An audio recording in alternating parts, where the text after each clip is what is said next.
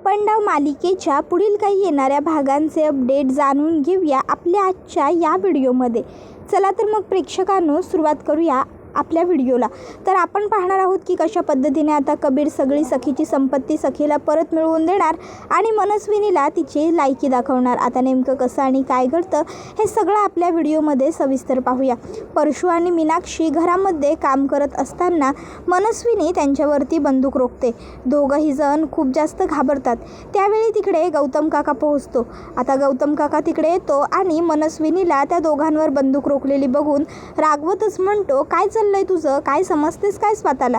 हे बघ, पहिली गोष्ट सखीची सगळी संपत्ती हडप केलेली आहेस, तिच्या संपत्तीवरती उड्या मारतेस आणि वरनं तिच्याच घरातल्या माणसांना बंदूक दाखवतेस. लाज वाटत नाही का गं तुला?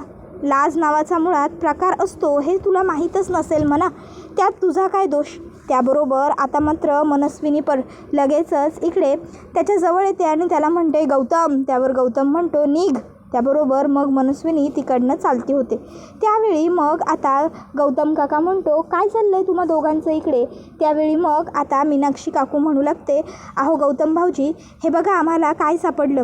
हे तेच पेपर्स आहेत जे सखीने सही करून त्या मनस्विनीला दिले होते, जे की तिने सगळी संपत्ती हिच्या नावे केली आहे असं ह्याच्यामध्ये लिहिलेलं आहे. भाऊजी, जर हे पेपर्स आपल्या सखीपर्यंत पोहोचू शकले ना तर नक्कीच या सगळ्यातून काहीतरी तोडगा निघेल. आपली संपत्ती जरी आपल्याला परत नाही मिळाली ना तरीसुद्धा मला एक गोष्टीची शाश्वती आहे, ती म्हणजे सखी या घरामध्ये परत येऊ शकेल. आम्हाला काहीही करून हे पेपर्स आपल्या सखीपर्यंत पोहोचवायचे आहेत. तर कसं करावं काही कळत नाही आहे. आम्हाला तिच्यापर्यंत जाण्याची भीती वाटते. परशू म्हणतो, आधीच एकतर त्या सरकारने आम्हाला जीवे मारण्याची धमकी दिली आहे. त्यात जर आम्ही असं काहीतरी केलं तर खरोखरच ती आम्हाला मारून टाकेल. बघितलंच ना आता बंदूक उल्लीस लावली होती ते. त्याबरोबर गौतम काका म्हणतो, अरे त्या मनस्विनीची एवढी लायकी नाही आहे की ती तुमच्यासारख्या लोकांचा जीव घेईल. भेकड आहे ती एक नंबरची. असो, तुम्हाला दोघांना भीती वाटते ना, तुम्ही दोघं एक काम करा, तुम्ही हे पेपर माझ्याकडे द्या. मी एक काम करतो, मी सखीकडे नेऊन देतो. तसंही ती मनस्विनी माझ्यावरती फार काही लक्ष वगैरे ठेवत नाही. द्या. आणि मग गौतम काका आता त्या दोघांकडनं ते पेपर्स घेतो आणि म्हणत असतो की मी लवकरात लवकर हे सगळं सखीपर्यंत पोहोचवतो. त्यानंतर मग आता गौतम काका जो असतो तो तिकडनं निघतो आणि आता तो सखीकडे येतो आणि सखीला तो ते पेपर्स देतो आणि सांगतो की सखी, हे आपल्या प्रॉपर्टीचे पेपर्स आहेत आणि हे मला तुला द्यायचे होते. हे घे, हे तू सह्या केलेले पेपर आहेत. त्यावर ते पेपर बघून सखी खूप जास्त खुश होते. सखी म्हणते, थँक्यू सो मच काका.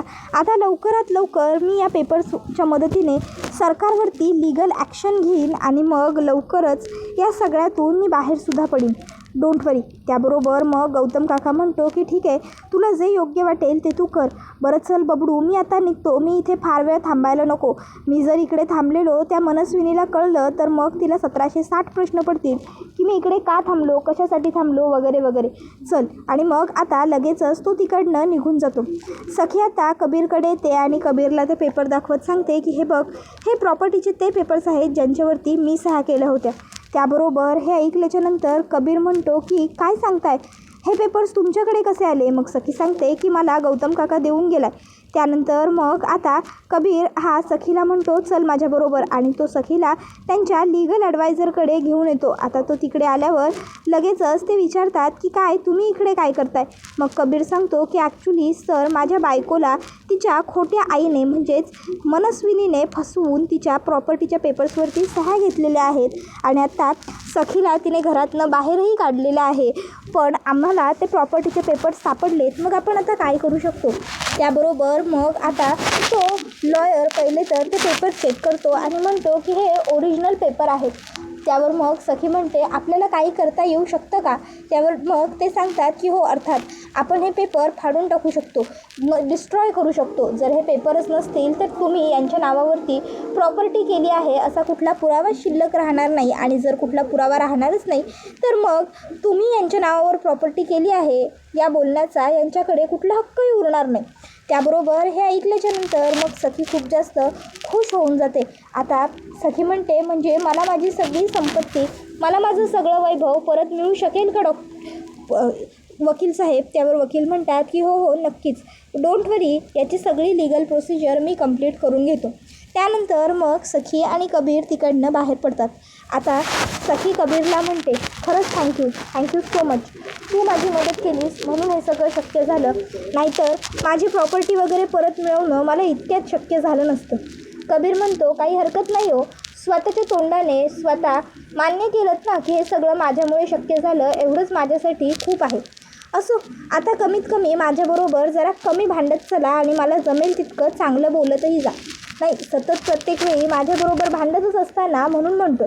त्याबरोबर सखी कबीरकडे बघते. कबीर म्हणतो, चला निघूया. त्यानंतर कबीर आणि सखी तिकडनं निघतात.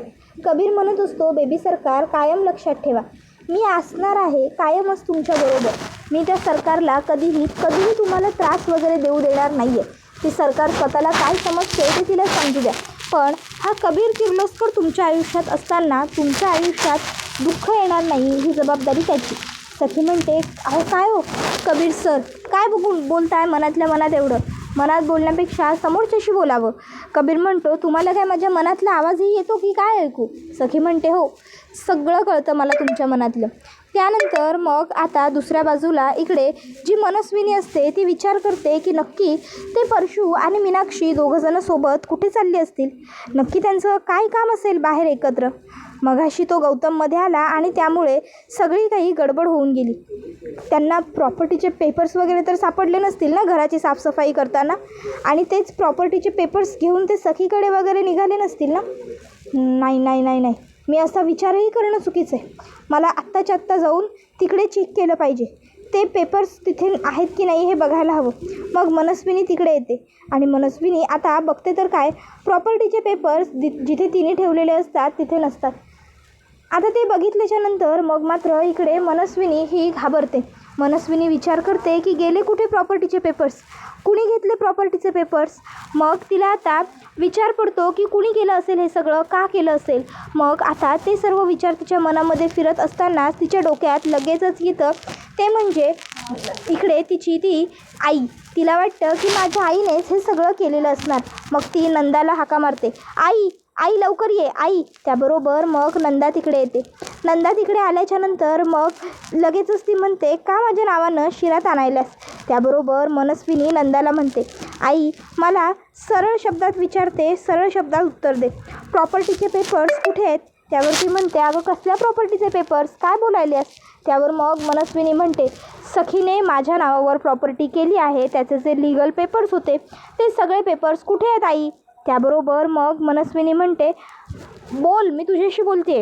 हे बघ, मला माहिती आहे तू माझ्याकडे अर्धी प्रॉपर्टी मागत होतीस आणि मी तुला अर्धी प्रॉपर्टी द्यायला नाही म्हटलं म्हणून तूच त्या पेपरचं काहीतरी वेडंवाकडं केलेलं आहेस. हे बघ आई, माझ्यापासून तू कितीही लपवण्याचा प्रयत्न केलास ना तरीही तू काहीही लपवू शकणार नाही आहेस. मला माहिती आहे हे सगळं काही तूच केलेलं आहेस म्हणून, त्यामुळे सांग लवकर कुठे आहेत ते पेपर्स. त्याबरोबर मग आता मनस्विनी ही लगेचच म्हणायला लागते, आई बोल, नाहीतर मी तुझं काय करेन हे मला सांगता येणार नाही. ती म्हणते, मला नाही माहिती. मग मनस्विनी तिचा गळा आवळते आणि म्हणते, आता माहिती आहे, आता आठवलं का, बोल, आठवलं का आता, कुठे आहेत ते पेपर्स, बोल, सांग लवकर, बोल. त्याबरोबर मग आता लगेचच नंदा ही तिला पुन्हा तो व्हिडिओ दाखवते आणि म्हणते, सोड माझा गळा. मग मनस्विनी तिचा गळा सोडते. त्यानंतर मग आता लगेचच नंदा मावशी म्हणू लागते की काय म्हणत होतीस, म्या प्रॉपर्टीचे पेपर्स चोरले. अगे बया, म्या कशा पाहिजे ढापू ते प्रॉपर्टीचे पेपर्स, मला काय कळतं आहे त्याच्यातलं. मला काळं की गोरं का गुधा आहे तो समजतो का, काय लिहिलं उलटं का सरळ अक्षर ते तरी वाचता येतं का. ते पेपर प्रॉपर्टीचे आहेत की कसले आहेत हे मुळात मला वाचताच लिहिताच येणार नाही. मग मी कसं काय करणार ते समज. उगाचच्या उगाच माझ्या पाठी लागू नगस, समजलं का. चल निघीकडनं, मी या काय बी केलेलं नाही आहे, लक्षात ठेवायचं. त्याबरोबर मग आता लगेच इकडे मनस्विनी म्हणत असते की मी ते पेपर्स देवघरात ठेवले होते. देवघरात आज सकाळपासून फक्त तू एकटीच गेली आहेस. परशू, मीनाक्षी किंवा इतर कोणीही तिकडे गेलेलं नाही आहे, रादर फिरकलेलं सुद्धा नाही आहे. मला माहिती आहे की ते पेपर्स तूच घेतले आहेस. सांग मला लवकर ते पेपर कुठे आहेत, बोल लवकर, नाहीतर मी सोडणार नाही तुला, बोल. त्याबरोबर मग ती म्हणते, अगं कुठले पेपर ते तरी सांग. त्यावर मग आता मनस्विनी म्हणते, त्या पोथीच्या खाली जे पेपर ठेवले होते त्या पेपर्सबद्दल बोलते मी. मला खात्री होती ती पोथी कोणीच हलवू शकत नाही, पण तूच हलवलीस, बोल. त्याबरोबर मग ती म्हणत असते, अगं बया, ते पेपर्स होते व्हय. अगं ते पेपर मला कळलंच नाही काय आहे ते त्याच्यावर. मला वाटलं माझ्या कामाचं नाही म्हणून मीच ते पेपर खाली फेकून दिलं. अगं खरंच मला माहीत नव्हतं गं बाई ते पेपर कसले होते आणि काय. नाहीतर मी असं कशापायी केलं असतं, खाली फेकलं असतं का गं. तुला ठावा आहे ना व तुझी आई. त्याबरोबर मनस्विनी तिचा गळा दाबते. त्यावर मग नंदा मावशी म्हणत असते, अगं सोड माझा गळा आवळून काय मिळायचं आहे तुला. गळा आवळून काय तुला ते समजे पेपर परत मिळणार आहे. तू सोड माझा गळा. त्याबरोबर मनस्विनी म्हणत असते, अगं युजलेस बाई, तुला कुणी सांगितलं होता नसता आगाऊपणा करायला. तुला काय गरज होती त्या पेपर्सनं हात लावायची, तू तिथे तडमडायला जायची. तुला माहिती आहे का तू केवढी मोठी चूक केली असते. अगं बावळट बाई, आता जर ते पेपर्स कोणाच्या हाती लागले तर काय होऊ शकतं याची कल्पना तरी आहे का तुला. ते पेपर्स म्हणजे कितीतरी लाखो करोडो रुपयांची संपत्ती आहे, प्रॉपर्टी आहे. आणि जर ते पेपर्स कोणाच्या हाती लागले ना तर ह्या सर्व वैभवाची वाट लागेल. ते सगळे ओरिजिनल पेपर्स होते, ओरिजिनल. तू सगळ्याची माती केली आहे, समजतंय का तुला. काहीही झालं कुठल्याही परिस्थितीत आपल्याला ते पेपर्स लवकरात लवकर शोधून काढायचे आहेत, समजलं. एनी हाव कुठे असतील ते पेपर्स कुणाच्याही हाती लागायला नको आहेत, स्पेशल करून त्या गौतमच्या. जर गौतमला पेपर सापडले ना तर आपल्याला आपल्या प्रॉपर्टीपासून हात धुवावा लागेल. तर इकडे सखी आणि कबीर आता वकिलाला भेटून घरी येत असताना त्यांना ओवी विचारते, ए दादा ताई थांबा. त्याबरोबर मग सखी आणि कबीर थांबतात.